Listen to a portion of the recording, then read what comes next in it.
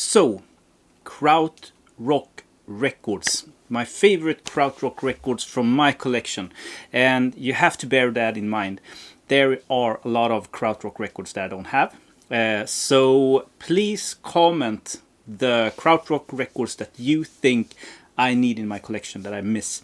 Krautrock, kosmisch music, or German elektronische music, however you want to pronounce it. Yeah, one of my favorite genres, really. I think that the stuff that was happening in sort of on the rock scene in Germany, late 60s and up to, yeah, a chunk in the 80s, are some of the best music that has ever been released. As a collector, it's a fun genre to collect. Some are really rare. You can find them pretty easy on reissues and stuff like that. So there's something for everyone. And the genre kosmische Musik is also very sort of broad. You have everything from rock, pop, electronic music, jazz. Yeah, I think there's something for everyone. But before we start digging into the records, cue music.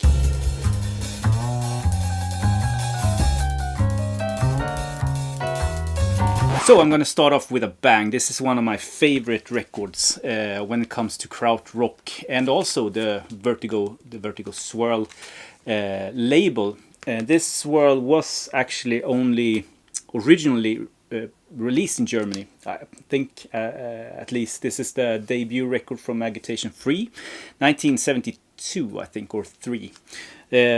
Agitation Free was a band from parts of Germany, but they played especially in Berlin, and they formed in 1968, something like that, 67, 68. This is an iconic Krautrock record that I recommend everyone to at least listen to. The second one is also really good, called Second One, and in 1976, I think, they released their last one, called Last. So yeah, Agitation Free, highly recommended. Continuing on with the sort of iconic Krautrock bands and records is Amundul 2 Yeti. Amundul was a communion of sort of hippies and musicians, and this is their second one, in my opinion the best one, but it's hard to... I had a hard time deciding between this and Fallos Day, which is the first record that they released, but I ended up picking this. So yeah, check this out if you want to try out Amundul. You get this is a reissue. I wish I had a earlier press or a first press, but you get a lot of music on the 4 sides. Okay, the next one I'm going to show you is maybe as Krautrock as it gets. This is Ashra Temple's first record from 1971. This is actually a second German original press of this on the Or label, which I have upstairs because I keep it separate. There's 2 main characters on here that you have to know about. It's Manuel Götzing on guitar, which was, or is, I don't know if he's dead, fantastic musician, but also Klaus Schulze, who was the main man behind Tangerine Dream, which have had a huge impact on the German scene. A little bit later maybe, but yeah, this was an underground group, came out in the late 60s and debuted, as I said, in 1971. They kept on releasing records all the way up to, I think, beginning of the 80s. But this is the only one that I have, unfortunately, but it's also the ones I've listened to, at least, the best one. The next one is also iconic, and I had a hard time picking one record from this fantastic band, but and it's almost a cliche showing this, but Tagomago with Can was my pick. This is the third record that they released. The first one, Monster Movie, is also good, but I think that the sort of the best records came here and after this with Eggman Yasi and Future Days. Damo Suzuki on vocals, replacing Malcolm Mooney, which was an American singer, was a pretty good tactical sort of change when they did it. Malcolm quit the band. So anyhow, Holger Sukai on bass, extremely important for the German scene, but also Jack Liebesai, who is one of the greatest drummers ever lived. Okay, the next band, I also had a hard time choosing between this and the second one, but I actually took this, and I think that I decided on this one because it's the one that I've been listening to the most, and also I bought it when I went on a digging trip to Berlin. The other one I scored online. So this is Frumpy with All Will Be Changed, and Inga Rumfon on vocals. It's the inside of the gatefold there. The original press of this is super hard to find. I almost scored one. Shit, this is a reissue from I think late 90s, early 2000s, something like that. But it's great. Maybe this isn't a stone cold kosmische musik record per se, because it's more maybe rock, heavy blues or progressive than any other thing, but I think we can sort of, this passes as a kraut record. So highly recommended and really easy to get into. Another band that came from the underground scene, and there is a guy here called Florian Fricke, which is also super important for the German scene, and we will come back to him later. But yeah, Gila or Gila, I don't know how to pronounce the band's name, but Bury Me at Wounded Knee is the second and last one from 1973. I think the first one, only called Gila, came 1971. But this is super good. Like, I shouldn't say that this is as underrated, because when people are talking about this and showing this, because it's a rare record, it's hailed. But yeah, check it out. This is to die for. Really good. Bury Me at Wounded Knee with Gila, 1973. Another band that I know very little about, but this record I love, is Guru Guru's Kangaroo, or Kangaroo. Yeah, this is a lovely record, but as I said, I've read too little about Guru Guru to really know anything. It's the third record. It was released in 1972, I think, and they came like all other bands from late 60s to the scene. They still, I don't know if they produce music still, if they even are alive, but the last one, I looked this up, the last record they released was in 2008. So I mean, they released records from beginning of the 70s until 2008 at least.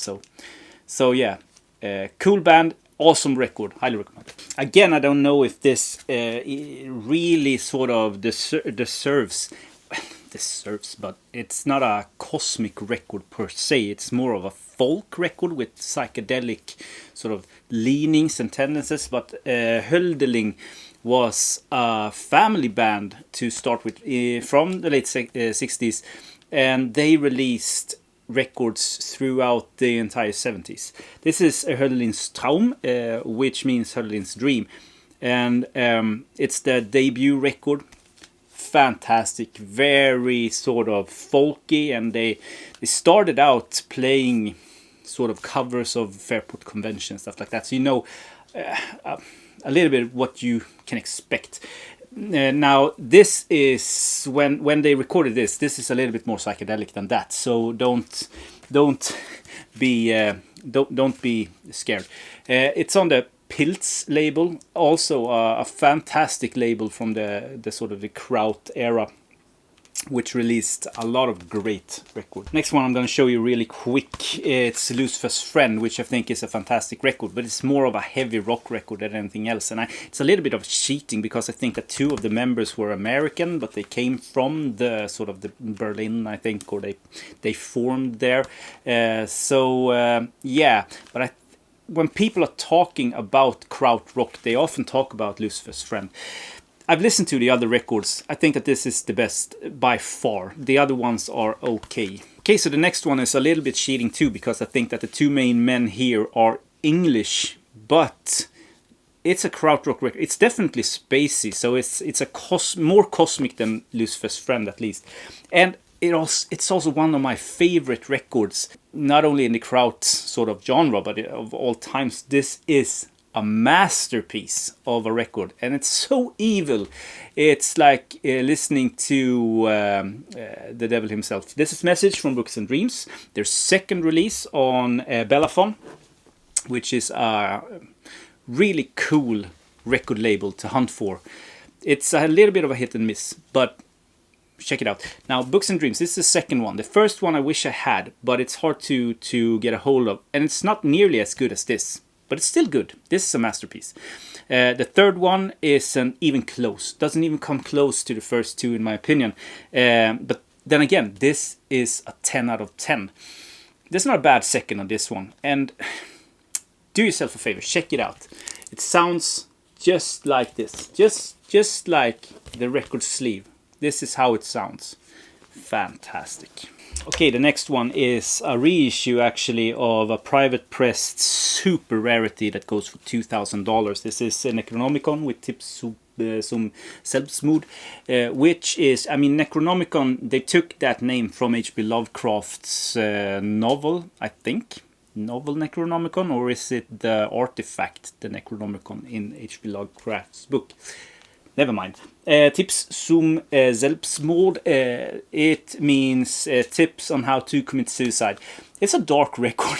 It's a really dark record. And even this, the reissue, is really hard to get and gets really rare. I mean, this is a sort of a $100 record now, or more. And it's awesome. It's a cool little artifact of a record, and it's definitely a cosmic record, definitely a krautrock record. Okay, again, iconic krautrock record, or kosmische Musik record. This is one of those, like, when you see the cover, it's like you notice it right away.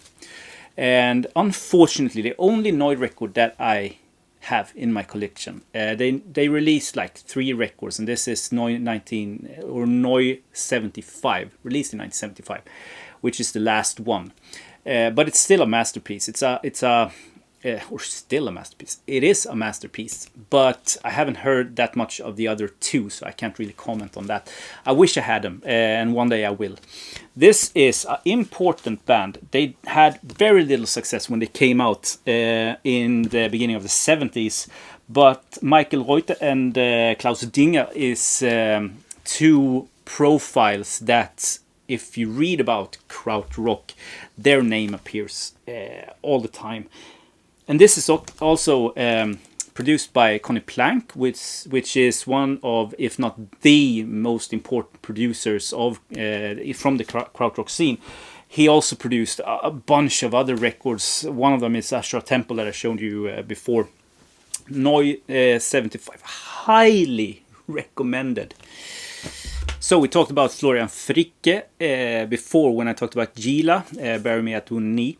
Now it's time for Popol Vuh. And I could pick almost any Popol Vuh record, and it would be highly recommended. I picked this because this is one of my favorite records. And Popol Vuh, they had a collaboration with Werner Herzog, the filmmaker, and I come from a filmmaking background, and I love documentary films. Herzog is definitely, not only with his documentaries, but also with his fictional films, a fantastic filmmaker.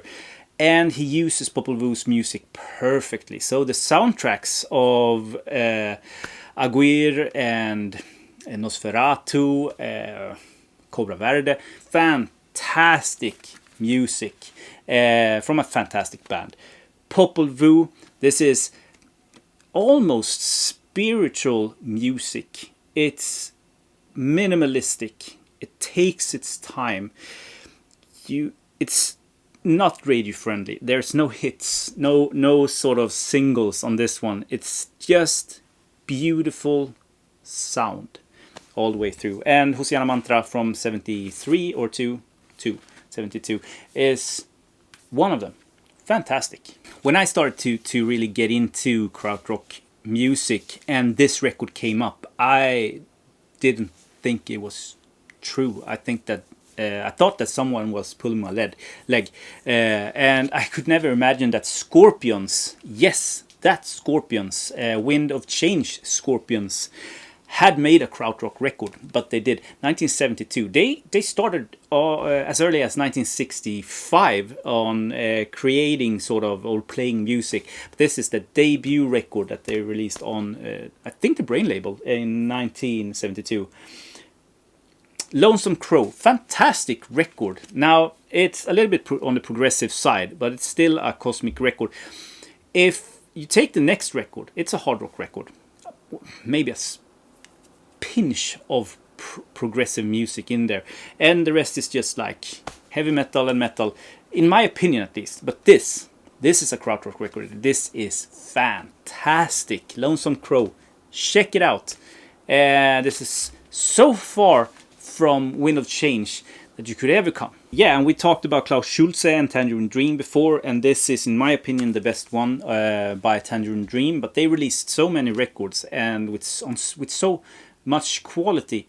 And I think that when people talk about krautrock and when they talk about elektronische musik, the sort of the picture that people get in their head when talking about krautrock, I think that Tangerine Dream is one of those bands that really, this is sort of krautrock. I've showed you other stuff, so you know now that there's more to it than Tangerine Dream. But Tangerine Dream, fantastic. 1972 Sight by Tangerine Dream, fantastic record. 2 LP set, you get a lot of music for your money. And Tangerine Dream, I think, super important band when it comes to pushing krautrock knowledge to people, or awareness at least, because they sold quite a few records and you can still find them in the used bins for not too much. And I recommend, I buy Tangerine Dream records. When I see a Tangerine Dream record I don't have and it doesn't cost much, I pick it up because they are great musicians, highly talented, and there's always something interesting, at least, with a Tangerine Dream record. But Sight is a masterpiece. This is a little bit cheating because it's they were formed in London by an English and a German guy, but they relocated to Germany, and I think they sort of surfed a little bit on the kraut wave. The first record I haven't heard, but this is often talked about when you talk about krautrock records. This is Satt by MTD, and it was released on the Pilz label, and that's also a typical sort of kraut label, isn't it? So it's described as acid folk, and I think that that's a pretty good description or explanation of it, rather than sort of super cosmic or very progressive. Well worth checking out, and not so expensive. You can find sort of early reissues for not that much. It's extremely good. I'm not going to talk about this because I was hesitant of even showing it. This is from 1971 and it's super important, and it's by a band that so many love, and I can't get into it. I don't understand it, I can't get into it, but I'm gonna show it because, as I said, it's a popular record in the krautrock world, so you that watches this may very well like it a lot and think that it's one of the best krautrock records. I'm talking about the band Faust.